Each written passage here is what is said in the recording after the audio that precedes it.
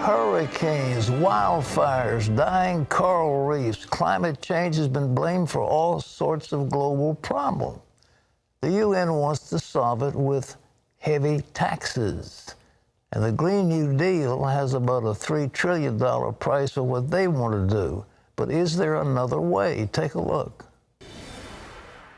Dr. Hugh Ross, author and astronomer, has spent years researching the history of the Earth.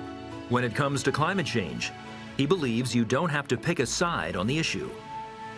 In his book, Weathering Climate Change, Dr. Ross uses evidence and facts from multiple scientific disciplines to share some unexpected ways to approach the subject that can benefit us all. Well, Dr. Hugh Ross has joined us now, and then, Dr. Ross, it's just a joy to have you with us. Your book is fascinating. It's called Weathering Climate Change. And you say we've been living in a very benign period of climate stability. Can you tell us about that? Yes, I mean, the norm for planet Earth is climate instability. In order to feed billions of human beings, you have to be living during an ice age cycle. The melting ice provides us with water for agricultural plains. The retreating of the ice fertilizes our great agricultural plains. But when you're in an ice age cycle, the global mean temperature jumps up and down by more than 10 degrees centigrade on timescales of just a few centuries. The miracle is, for the past 9,500 years, the global mean temperature has not changed by more than plus or minus 0.65 degrees. This is unprecedented in the history of our planet. And in my book, I talk about all the fine-tuning that's necessary to bring about this extraordinary period of climate stability. So we need to see this as a gift from God. This is a special thing that God has given us and is intent on us actually using that to fulfill our purpose here on Earth. But the ice ages, though, but every 41,000 years or so, that we go into a cycle of extreme cold? Yes, I mean, what people don't realize is that global warming always brings on global cooling. If we were to warm the planet by another 2 degrees centigrade, you melt the summer polar ice cap. And when you do that, you cause a lot more water vapor to go up out of the Arctic Ocean, and that falls as snow on Canada and Siberia, and that brings on the next ice age. But I really wrote the book to make the point there's a way we can continue to stabilize the climate of planet Earth while we boost the world economy rather than cripple the world economy. And instead of passing these draconian laws that cripple our economy, we can actually give people an economic incentive to stabilize the climate, not just for our benefit, but for the benefit of all life. And that's a biblical mandate. We're to manage the planet's resources for our benefit and the benefit of the rest of Earth's life. It's interesting. You talked about the flooding of the rice paddies, and it generates methane gas. Is there some way we can do the rice differently the way we're growing? Will that make a big difference? That would make a huge difference. There's a way we can redo our rice cultivation where we actually get more rice, healthier rice, and you pull more greenhouse gases out of the atmosphere than we're pulling out right now. It's a win-win-win solution. And that's kind of a biblical principle that God designed the planet so that we're caught between what appears to be a rock and a hard place, we will find win-win solutions. And I basically load the book up with ways that we can keep the climate stable, benefit all the wildlife out there, make our planet more beautiful, and put more money in everybody's pockets, and especially in the pockets of the poorest people of the world. Who in his right mind would vote against that? Well, what else need we to do besides fix the rice? You had something about stagnant water and the waterways. Can we manage them to? Is it methane or CO2? What are we dealing with? For example, to build dams. I mean, people are saying we need to get rid of all the dams because it causes stagnation in the water and releases greenhouse gases. That can happen.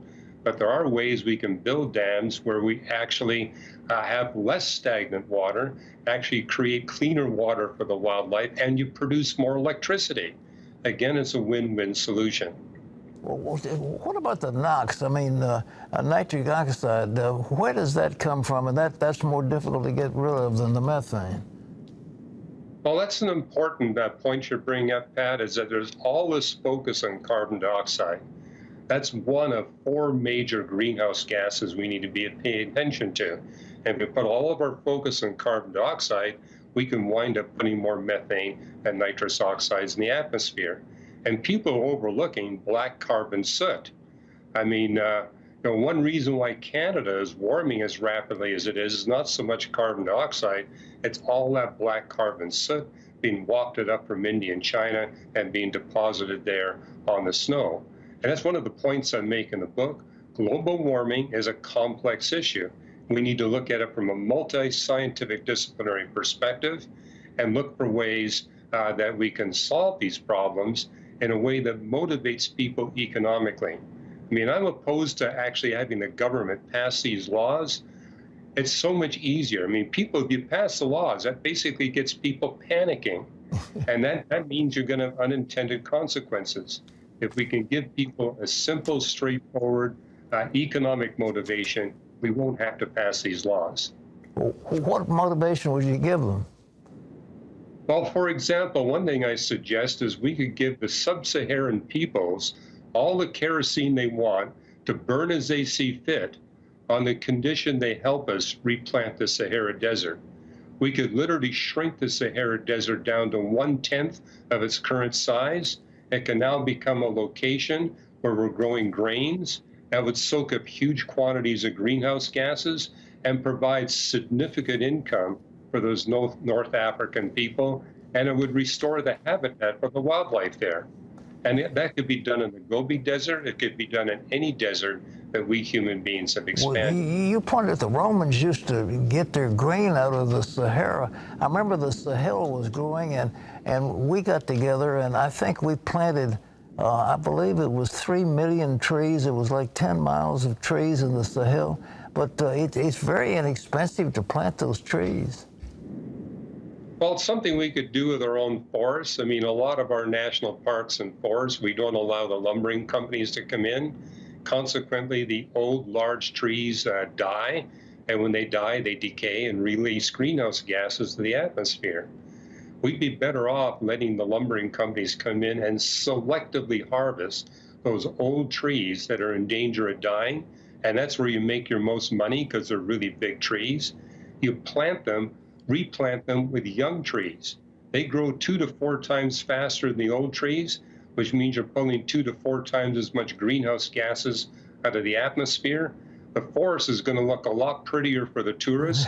The wildlife is going to like it because they can actually move around in the forest rather than being blocked by the dead wood. Now, you talked about the ellipsis of the Earth. I mean, the planet itself shifts in relation to the sun, though.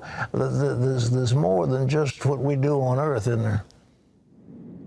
Well, yeah, the natural cycles are actually cooling the planet. I mean, our rotation axis tilts back and forth between 22 and 24 degrees, and right now it's tilting down towards 22, which means it's causing the planet to get colder.